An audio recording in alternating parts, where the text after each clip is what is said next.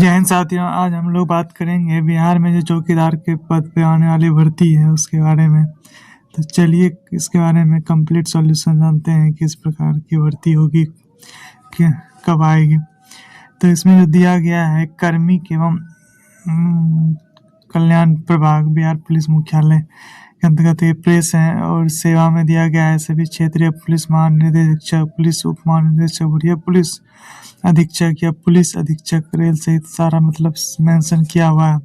इसमें विषय में दिया गया है गृह विभाग बिहार पटना के द्वारा प्रस्तावित बिहार में चौकीदार के संबंध नियमावली 2026 की समीक्षा के संबंध में। तो दोस्तों, ये जो है आने वाली भर्ती है उसी के रिगार्डिंग लेटर जारी हुआ है। तो इसमें दिया गया है कि गृह विभाग के अंतर्गत जो भी है, इसमें दिनांक 1/1/26 के आहत बैठक में शामिल करना सुनिश्चित किया जाए। तो मतलब उसमें जो है बैठक में इस प्रस्ताव को दिया जाएगा और उसके बाद जो है इसमें कुछ संक्षिप्त विवरण है। जैसे यह नियमावली जो है 2026 की नई नियमावली होगी, इसका विस्तार जो है पूरे बिहार राज्य में होगा। तो इसमें जो है राजपत्र में प्रकाशन की तिथि प्रवृत्ति होगी, जो भी है इसमें सारा मेंशन किया हुआ है।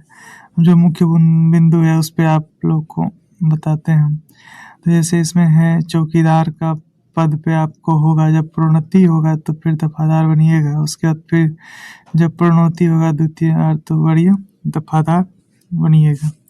और यह जो है जिला स्तरीय संवर्ग के आधार पर जिला पदाधिकारी इसके नियुक्त एवं प्राधिकार एवं संवर्ग नियंत्रण प्राधिकरण होंगे। चौकीदार के पद पर नियुक्ति जिला स्तर पर होगी। उनका पदस्थापन यथासंभव उनके आवासीय क्षेत्र के अंतर्गत होगा। इसका जो है जिला स्तर पर ही नियुक्ति होगा जो भी है। और इसमें जो शैक्षणिक अर्हताएं हैं, इसमें है पद चौकीदार के पद पर नियुक्ति होते आवेदन देने की अंतिम तिथि तक अभ्यर्थी को मान्यता प्राप्त शैक्षणिक संस्थान से 10वीं या समकक्ष उत्तीर्ण होना, अभ्यर्थी का चरित्र अच्छा हो, मतलब जो भी है इसका सारा इसमें लेटर में मेंशन किया गया है। जिस चौकीदार के पद पे जो क्वालिफिकेशन है, क्राइटेरिया है, उसके रिगार्डिंग सारा चीज़ इसमें मेंशन किया हुआ है। इसमें भी देख सकते हैं आप लोग, दिया हुआ है।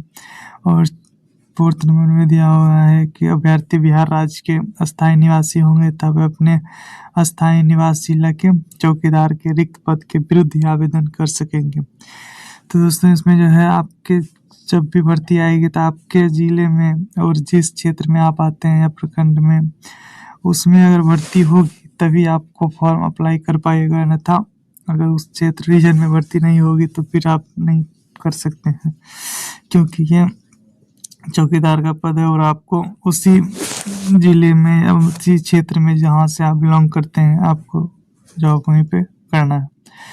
तो इसमें दिया गया है आरक्षण के अति उम्र सीमा के बारे में। तो इसमें सामान्य कोटि के लिए जो है 18 से 30 वर्ष है, पिछड़े वर्ग के लिए जो है 18 से 32 वर्ष है, और पिछड़ा वर्ग एवं अत्यंत पिछड़ा वर्ग के लिए जो है उसका जो है 18 से 33 वर्ग का 3 वर्षों का इसमें छूट मिला है उसको। इसी प्रकार सबका दिया हुआ है जो भी अनुसूचित जाति का है। फिर और उसके बाद राज्य सरकार के गृह रक्षक है उसको 5 साल की छूट दी जाएगी। आरक्षण जो है इसमें जो है इस संवर्ग में सीधी नियुक्ति तथा प्रोन्नति हेतु सामान्य प्रशासन विभाग बिहार सरकार द्वारा समय समय पर यथा निर्धारित आरक्षण रोस्टर में संबंधित प्रावधान लागू होंगे। रोस्टर का संधारण जिला स्तर पर होगा। तो ये जो है सारा डिस्ट्रिक्ट लेवल पे ही होगा। और इसमें जो है चयन प्रक्रिया जो है जिला पदाधिकारियों द्वारा अपने जिला में चौकीदार के पद पर सीधी नियुक्ति होती है। प्रत्येक वर्ष 1 अप्रैल की स्थिति के आधार पर रिक्तियों की गणना कर नियमानुसार सक्षम पदाधिकारी से रोस्टर क्लियरेंस कराते हुए कोटिवार रिक्तियों की अधियाचना विभाग को 30 अप्रैल तक उपलब्ध करा दी जाएगी। यानी 30 अप्रैल तक उपलब्ध कराना है इसको। 1 अप्रैल तक इसको सारा भेजना है कितनी रिक्तियां हैं, तो उसके आधार पर फिर 30 अप्रैल तक कोटिवार जो है आपका उपलब्ध करा देना। विभाग द्वारा प्रत्येक वर्ष सभी जिलों में अधियाचना चयन संस्थान को उपलब्ध कराई जाएगी।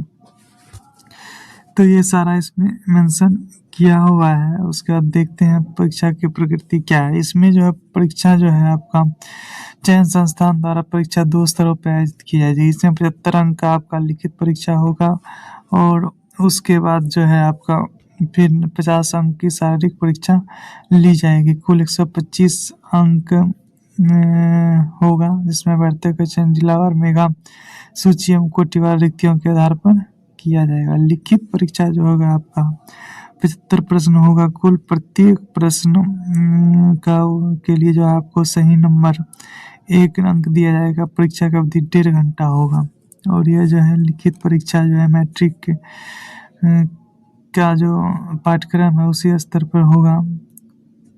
तो देख सकते हैं शारीरिक परीक्षा, शारीरिक परीक्षा में जो चयन किए गए विद्यार्थियों की परीक्षा ली जाएगी। जो लिखित परीक्षा में आप चयनित होइएगा तो उसके बाद शारीरिक परीक्षा आपकी ली जाएगी। और इसमें जो दिया हुआ है अत्यंत पिछड़ा के लिए जो है हाइट, उसके बाद फिर है अनारक्षित अनुसूचित जाति, सभी के लिए इसमें मेंशन किया हुआ है। शारीरिक परीक्षा जो होगा क्षमता वो 50 अंक का होगा, जिसमें आपका दौड़ होगा, ऊंची कूद है, गोला फेंक है, सारा इसी में है दिया हुआ।